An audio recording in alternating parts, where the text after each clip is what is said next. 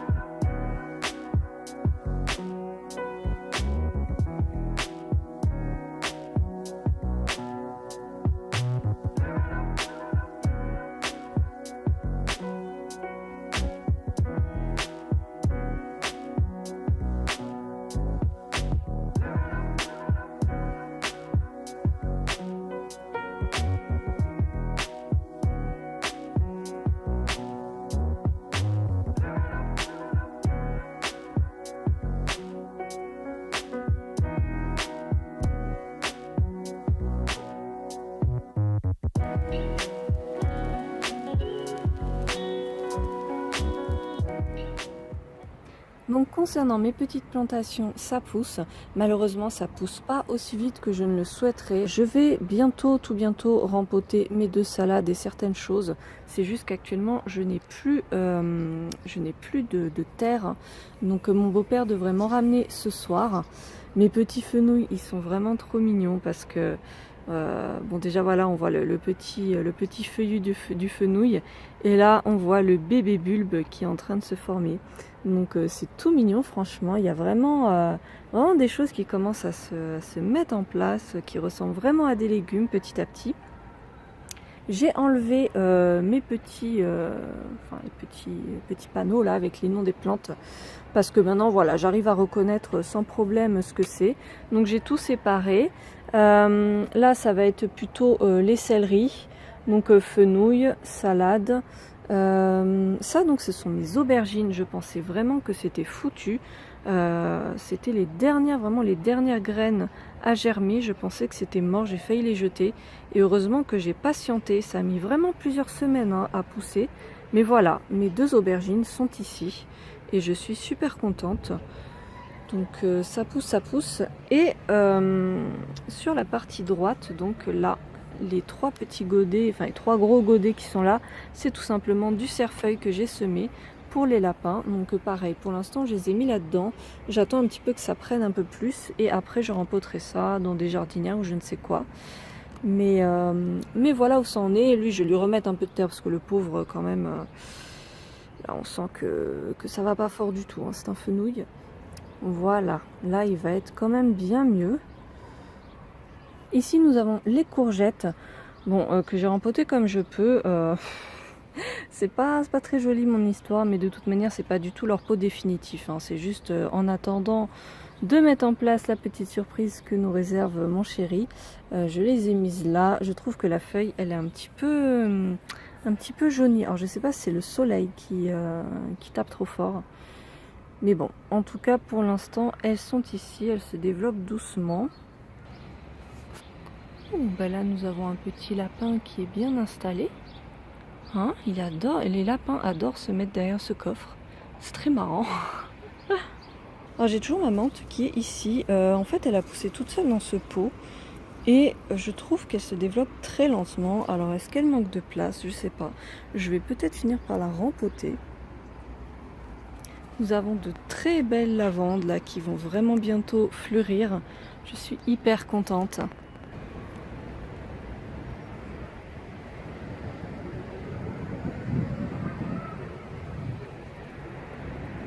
Ici, nous avons la coriandre. Alors bon, ça pousse un peu, ça pousse sur les extrémités. Et là, je n'ai rien. Donc, c'est un petit peu dommage.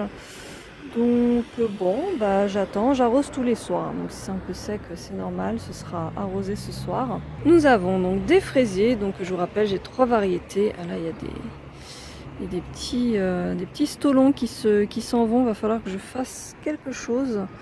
Je ne sais pas quoi, à vrai dire. Mais bon, je vais m'en occuper. Là, ce sont les radis. Et franchement, ça ressemble de plus en plus à des radis. Je sais pas si on va voir là, mais là, il y a des petits radis qui se forment. Il y en a qui ressemblent pas à grand chose et qui sont très, très fins. Donc, je sais pas trop ce que ça va donner. Mes petits bulbes qui poussent. J'ai vraiment hâte de voir ce que ça va donner. Pour l'instant, je ne sais pas. Je ne sais pas du tout quelle fleur ça va être. Mes fraisiers, alors comme vous l'avez vu, j'ai commencé à remplir ce bac-là. J'ai pas vraiment rempli les autres parce que comme je disais, je manque de terre. Mais je pense qu'à partir de ce soir et surtout de demain, je vais pouvoir faire plus de choses. Mais du coup, j'ai fait une barricade à lapin. Donc avec du vieux grillage. En fait, c'est les chutes qu'on a utilisées pour ce truc-là. Et tout simplement, je les ai enterrées dans le pot. J'ai bien mis de la terre ici. Et j'ai ficelé à ce niveau-là. Alors, j'avais mis ces cartons-là. À la base, c'était pour protéger du vent. Mais je pense que c'est un petit peu inutile. Vous voyez, je les avais cousus comme ça avec une aiguille au barreau. Mais bon, je ne suis pas très sûre de mon coup. Concernant les fraisiers, on pourra le voir aussi ici, j'ai essayé de mettre des tuteurs. Je ne sais absolument pas comment on met des tuteurs. Alors le blanc c'est rien, c'est de la terre de diatomée. C'est essentiellement pour les fourmis parce qu'il y en a mais 3 tonnes, il y a des tonnes de fourmilières dans mon jardin. Je suis désolée si ça choque certaines personnes, mais je ne sais plus quoi faire. Vraiment, je ne sais plus. Tiens, il y a une feuille là. Et bref, donc les tuteurs, en fait, parce qu'il y a des fraises, vous verrez, je vous les montrerai après, qui sont tellement grosses que ça casse la tige. Donc j'ai fêlé le bâton pour pouvoir accrocher la ficelle dessus. Je ne sais pas du tout comment font les gens habituellement, mais voilà, je me suis un petit peu préparée pour pas qu'il y ait de soucis. Donc ça c'est le bac où il y aura 2 pieds de tomates. Donc comme vous pouvez le voir, je ne sais pas si on se rend compte vraiment à la caméra, mais il est énorme, il y a une énorme contenance. Donc c'est pour ça qu'il me faut absolument de la terre de jardin là, sinon je ne vais pas me ruiner en achetant des sacs de terreau. Alors voici mes plantations, j'ai mes fraisiers qui sont en train vraiment de faire des fraises magnifiques. Je ne sais pas si vous verrez bien, mais elles commencent vraiment à bien rougir, c'est magnifique. Et vous voyez, celles-ci, elles sont très très lourdes. Donc forcément, ça fait du poids pour mes pauvres petits plants de fraisier. Hop, voilà. Voilà, elles commencent bien à rougir, c'est trop mignon.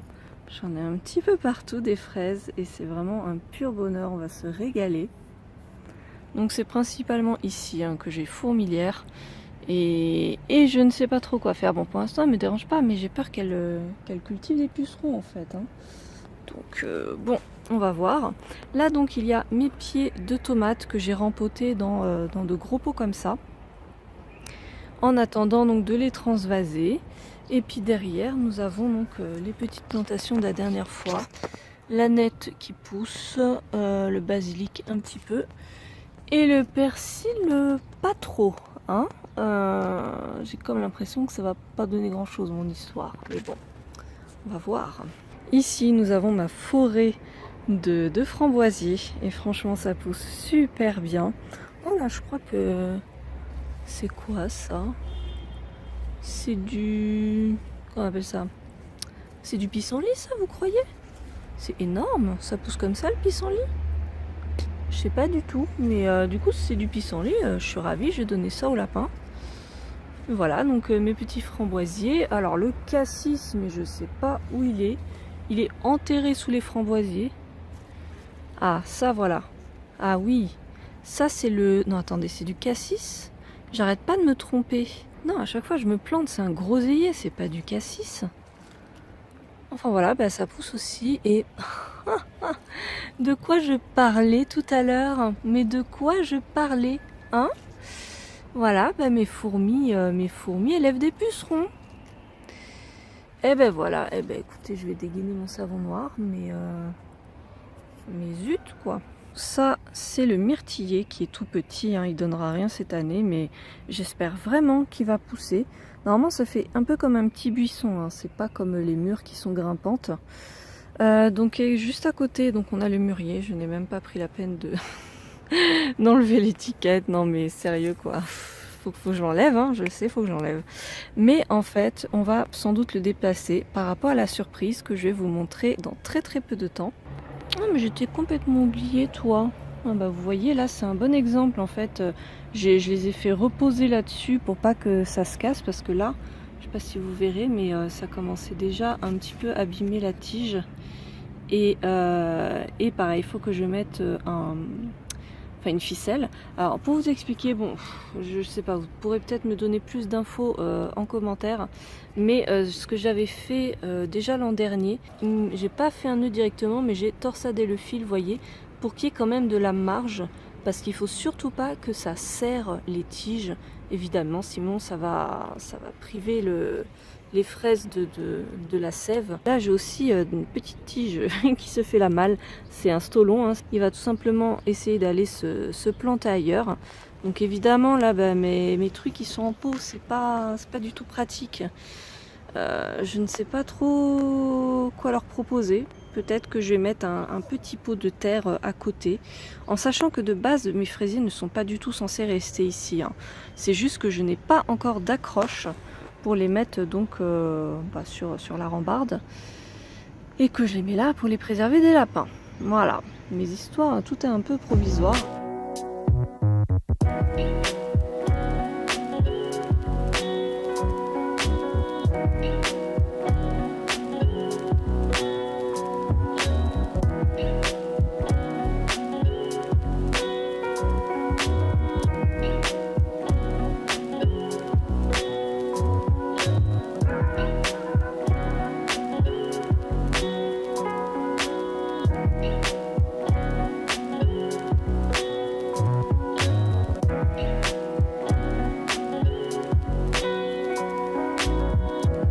Vous aviez, voilà, là c'est peut-être mieux, des bouts comme ça assez durs, et une partie où voilà, c'est tout lisse, c'est tout beau.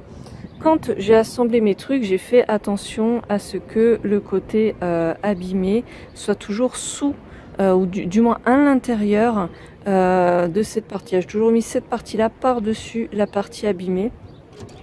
Donc à l'extérieur, on n'a que la partie lisse.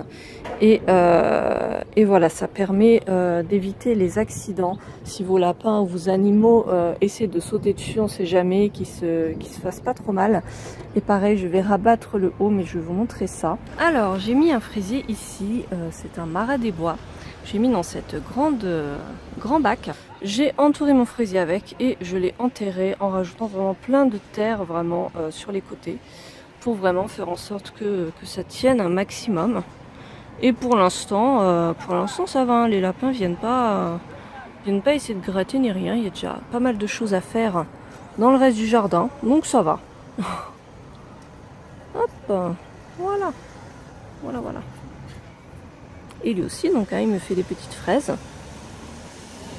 Donc elles pour l'instant, comme elles reposent sur le sol, je les ai pas attachées. Alors voici mes tout derniers achats qu'on a fait ce week-end. Et franchement, mais j'étais tellement heureuse. Alors, pour vous expliquer, déjà, on a pris deux vignes. Deux vignes différentes. Donc ça, c'est une vigne chasselas dorée. Donc c'est des tout petits grains qui sont voilà, avec une peau très fine, voilà, qui fondent en bouche. Et à côté, nous avons hop, un raisin un peu noir-rouge. Il y avait plein de variétés et je ne savais pas vraiment lesquelles prendre. J'ai beaucoup hésité et puis finalement on a pris celui-là, c'est Aladdin. Alors c'est pas du tout des variétés bio, mais quand même j'étais étonnée, mais il y a beaucoup de variétés bio en jardinerie. Nous avons pris un melon, petit gris de Rennes. On voulait tester les melons en sachant qu'on est en Île-de-France, donc je sais pas trop ce que ça peut donner. Et en fait c'est Friendly Beauty qui avait testé les petits gris de Rennes. Et donc voilà, je me suis dit bah ça peut être sympa, variété rustique, facile à cultiver. Et je me suis dit, s'ils vendent ça en jardinerie en Île-de-France, c'est que logiquement, ça peut s'adapter à ce climat. J'ai même les fourmis qui m'envahissent. Je suis tombée sur lui, je vous ai mis une photo sur Instagram. C'est du chou kale qui est bio en plus. Et voilà, c'était 2-3 euros. Je me suis dit, vu le prix du chou kale et tout, eh ben, autant en produire moi-même. Je sais pas du tout comment ça se cultive, enfin comment ça se récolte. Est-ce que c'est vraiment feuille par feuille ? Je sais même pas quelle taille ça peut prendre pour un pied comme ça tout seul. Mais on va voir. Et le dernier achat, c'est cette merveille. C'est tout simplement du kiwi. Alors ça c'est kiwi de Chine et c'est un kiwi auto-fertile. C'est très important parce que normalement vous avez des variétés mâles et femelles. Et nous on n'en voulait qu'un de toute manière. Donc auto-fertile c'est nickel. Donc plante grimpante avec des fourmis déjà dessus, hein, n'est-ce pas ? Et alors moi je suis un peu allergique au kiwi, donc je ne vais pas spécialement en manger, mais ce sera surtout pour mon chéri. Recoucou, nous sommes mardi 28 et en fait hier on a fait une sacrée découverte. En fait c'est Benjamin qui a découvert ça à propos de l'arbre qui était juste derrière moi, là le pommier. On s'est rendu compte qu'il est mais infesté de pucerons, mais un truc cauchemardesque, vraiment. Il y en a sur toutes les branches, sur toutes les feuilles, des grappes entières de pucerons, c'est... Voilà. Donc vous voyez, je vous parlais des fourmis et tout, comme quoi, bah... Ouais, c'est elle qui élève les pucerons, donc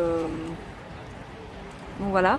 Alors ce qu'on a fait du coup, hier j'ai passé un sacré bout de temps à tailler en fait toutes les pousses, surtout tout ce qui est jeune pousse, pour essayer d'éliminer un maximum parce que là c'était pas possible en fait, il y en avait trop. J'ai rempli 3 sacs poubelles de branches comme ça. Ce qu'on va faire aujourd'hui, c'est que mon beau-père arrive ce soir pour me relivrer de la terre. Là il m'en a livré un bon paquet. Il commence à pleuvoir là, il fait pas très beau, c'est pas super aujourd'hui, mais donc il va revenir, il va prendre un taille-haie pour vraiment couper un maximum de branches en fait, pour enlever le maximum de pucerons, parce que là c'est pas possible. De toute façon il va repartir, c'est pas un problème. Et en fait je me suis renseignée parce que j'aimerais donc traiter les pucerons, mais il faut pas que ce soit toxique pour les lapins. Pourquoi ? Parce que en fait sous l'arbre les lapins broutent en fait ici l'herbe, donc il faut pas que ça dégouline avec la pluie, que ça amène le produit et tout, et que les lapins après le mangent. Même s'il y a des insecticides ou des produits bio, même des trucs à base de plantes bio qui peuvent être efficaces, et des trucs qui sont toxiques pour les lapins. Et on a trouvé deux choses. Alors premièrement, le vinaigre, ça c'est sûr et certain, le vinaigre c'est absolument pas toxique pour les lapins. Et sur les sites internet et tout, ce que j'ai trouvé comme astuce, c'est tout simplement de mettre une dose de vinaigre pour 10 doses d'eau. Vous mettez ça dans un spray pulvérisateur, et puis voilà, vous pulvérisez directement sur les pucerons, ou même en prévention. Du coup j'en ai mis un petit peu partout en fait parce que j'ai trop peur. Et le deuxième truc, mon beau-père va me ramener tout à l'heure, c'est du purin d'ortie. Donc c'est tout simplement une sorte de décoction macérat d'ortie très concentrée qu'on va diluer avec de l'eau et qu'on va pulvériser. Donc normalement les orties, ça les lapins peuvent les manger, il n'y a pas de souci. Donc je vais mettre ça. Nous sommes le jeudi 30 mai et je vais enfin vous faire découvrir la grande installation qu'on a mis en place. On a mis un peu de temps à tout mettre et à vrai dire ce n'est pas du tout fini, vous allez voir, je vais vous expliquer. Mais bon, je vous montre ça maintenant et puis le reste quand on aura tout bien mis en place, tout bien décidé, je vous montrerai ça dans le prochain vlog. Donc c'est parti. Donc voilà la bête, enfin les deux bêtes, ce sont deux pergolas que l'on a du coup accolées. La première est ici, la seconde est ici. Voilà, donc l'idée ce serait donc de mettre les plantes que je vous ai montrées comme là pour qu'elles se développent et qu'elles montent, qu'elles grimpent sur les pergolas et pour faire un peu voilà un peu d'ombre pour l'été. Alors on n'a pas encore tout mis, mais le but voilà c'était de mettre les pieds des pergolas dans les pots, dans les gros pots. On a mis des billes d'argile ou des cailloux dans le fond, puis on a mis de la terre. Donc ici nous avons le kiwi. Là, en fait, la grosse blague, c'est que j'ai mis ma courgette, mais je vais devoir l'enlever parce qu'en fait, je n'ai pas du tout pris de variété coureuse. Donc, c'est une variété qui va rester comme ça, qui ne va pas du tout grimper et se balader. Donc, donc je vais l'enlever. Je suis désolée pour toi, ma petite courgette. Je vais encore t'enlever de là. Ici, nous avons mis, que je dise pas de bêtises, normalement, c'est le melon. Lui, ouais, c'est ça. C'est mon petit melon gris de Rennes. C'est ça. Hop, on va bientôt l'accrocher. Nous avons aussi acheté hier soir des clématites. Je vous rassure tout de suite, hein, c'est totalement provisoire, c'est juste pour éviter que les lapins ne viennent bouffer mon truc. C'est totalement provisoire, mais je vous dis, on est en plein en train de tout bricoler, donc c'est pas évident. Voilà, c'est vraiment du fait maison. Mais donc ici nous avons mis des clématites, ce sont des fleurs grimpantes qui font vraiment plein de feuilles, de fleurs pardon. C'est très fourni en fleurs, ça fleurit très bien. Il y a plein de couleurs et de variétés différentes. Évidemment, la mise au point, ce n'est pas ça du tout. Voilà. Donc moi j'ai choisi celle-ci. Ce sont des fleurs pas trop grosses et violettes.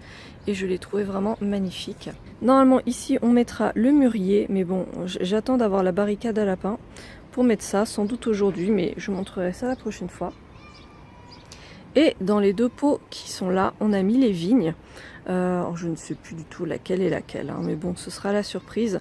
Les vignes ça donnera que l'an prochain, peut-être dans 2 ans, mais enfin c'est bizarre parce qu'il y a des petits grains en fait. Je sais plus où c'est, mais rien que là en fait. Hop, voilà. Là, on voit quand même des petites pousses. Et je crois que c'est là-bas, ouais, c'est surtout là-bas. On a comme des bébés raisins. Donc, je sais pas du tout en fait. C'est vraiment censé ne pousser que l'an prochain. Et là, il y a déjà ça. Alors, je ne comprends pas, je ne sais pas. En tout cas, voilà, c'est la vigne. Là, nous avons mis ce pot-là. Alors, pareil, on va devoir faire de sacrées barricades à lapins parce qu'évidemment, les lapins peuvent monter ici et grimper. Donc, on va devoir mettre un truc très haut. Je ne sais plus ce qu'on veut mettre là. Je vais vous montrer juste après ce qu'on a acheté. Alors, cette fois-ci, le blanc, c'est tout simplement des coquilles d'œufs broyées. Je m'amuse en fait à broyer des coquilles d'œufs et puis à les déverser sur mon sol parce que c'est très riche pour les plantes. Ça nourrit les vers de terre et ça nourrit le sol. Donc voilà, je fais tout simplement ça au mortier. Voilà, je vous déconseille de le faire au mixeur parce que j'ai l'impression que ça surchauffe, ça fait surchauffer le mixeur. Je suis pas très fan. Donc nous avons acheté des potirons. J'en voulais qu'un, je voulais qu'un potiron et qu'un seul concombre, mais c'était à chaque fois vendu par 3. Donc je pense que je vais en donner à des amis. Je sais pas si j'en garde 2 ou qu'un seul. Mais voilà, concombre. Donc concombre, c'est aussi des... Comment on appelle ça? Des cornichons. Hein. Quand ils sont tout petits, c'est des cornichons. Et quand ça grandit, ça fait des concombres. Ça, faut le savoir. Hein. C'est exactement la même plante. Je suis encore mais envahie de fourmis, comme d'habitude. Et du coup, potiron, voilà, ce sont tout ce que je vous ai montré là qu'on va mettre sur les pergolas, ce sont des plantes grimpantes et du coup ça va être cool quoi. Donc j'ai commencé à tailler, mon beau-père a terminé le pommier et j'ai pulvérisé donc du purin d'ortie que j'ai aussi pulvérisé donc sur le groseillier vu qu'il avait des pucerons. Mais j'avais vu aussi des pucerons sur mes stolons que j'ai écrasés. Donc vous voyez, il faut être très vigilant et tout de suite agir. Alors je voulais juste vous parler de mes tomates parce que c'est mon beau-père en fait qui m'a expliqué. Le but c'est d'enlever en fait toutes les pousses qui sont en bas et de couper les gourmands. Alors les gourmands, qu'est-ce que c'est? Je vais vous montrer ça. C'est en fait toutes les pousses qui vont s'installer ici entre le pied mère et puis les branches. Donc tout ça faut retirer. Donc déjà là, bon. Voilà, je pense que c'est pas mal. Le reste je vais le laisser et ça, ouf, on enlève. Il m'a dit de pas trop tout enlever au fur et à mesure que la plante pousse, hein. Mais le principal, voilà, comme ça, apparemment, c'est pas mal. Avant de finir cette vidéo, j'avais plusieurs petites choses à vous dire. Premièrement, je vous ai dit au début de cette vidéo, donc il y a 2-3 jours pour moi, que mes plants godets se développaient très lentement. Or, quand j'ai déterré ma courgette du pot, on va dire, je les avais mis dans des gros pots en attendant, et ben je me suis rendu compte qu'il y avait plein de racines qui commençaient à partir du godet, donc godet en matière végétale, et je pense vraiment que c'est logique, mais le fait d'être dans la terre comme ça stimule beaucoup les racines, et je pense que c'est pour ça tout simplement que mes petits pots en godet ne se développent pas trop. Je peux pas encore les mettre parce que mon beau-père m'a ramené plein de terre, vous avez vu, on a rempli les très gros pots, donc j'en ai plus, il va m'en ramener encore, mais voilà, en fait le gros problème si vous débutez en potager, sachez que là je me suis prise vraiment très tard. J'aurais dû vraiment faire les semis en mars-avril et tout replanter en pleine terre en mai, on va dire vers le 15 mai. Vraiment, là on est fin mai, donc c'est un petit peu dommage. Mais bon, c'est la première année, je ferai mieux l'an prochain. J'ai quand même donc planté mes 2 salades donc dans 2 gros bacs. Donc évidemment, j'ai mis ma barricade à lapin comme pour mes fraisiers. J'ai attaché ça avec de la ficelle. Et bien sûr, j'ai mis plein de terre sur les bords pour vraiment bien tenir le grillage. Autant vous dire franchement, si vous avez des lapins, ils ont la capacité de sauter ce type de barrière, hein. C'est juste que les miens ne le font pas. Et bien évidemment, on s'adaptera. Si on voit qu'ils grimpent quand même, et ben on barricadera mieux. Là, le principal, c'est que les fraises ou les salades, c'est pas toxique pour eux. Donc si jamais ils me les bouffent, je vais avoir les boules, mais c'est pas gravissime. Donc on va s'adapter, mais ça dépend de vos lapins. Il y a aussi des lapins qui sautent absolument pas, qui n'ont pas conscience qu'ils peuvent sauter. Donc c'est selon les lapins que vous aurez. Ah quand même, j'ai oublié quand même de vous dire le plus important, le plus drôle de nos aventures, c'est que donc Benjamin a voulu acheter un kiwi. Mais nous, on n'y connaît rien. Bon, moi je vous dis, je mange même pas de kiwi. Il a décidé ça en jardinerie en 2 secondes. On sait pas nous qu'est-ce que ça donne les kiwis. Et en fait, pour ceux qui ne savent pas, les kiwis, ça met entre 5 à 10 ans pour faire des fruits. Voilà, et donc quand on a vu ça, on s'est dit, ah, ok, on pensait en avoir l'an prochain, c'est raté. En plus de ça, les variétés auto-fertiles, comme on a appris, c'est parfois difficile de leur faire des fruits, il y en a qui n'ont jamais de fruits. Donc voilà, écoutez, ça fait un beau feuillage, hein. On va s'en contenter pour l'instant, mais voilà, on n'aura pas de kiwi. Bon, et bien écoutez, sur ce, je vous laisse, je vous fais plein de gros bisous. N'hésitez pas à me donner vos conseils ou me dire où en est votre potager à l'heure actuelle. Et puis à la prochaine. Salut!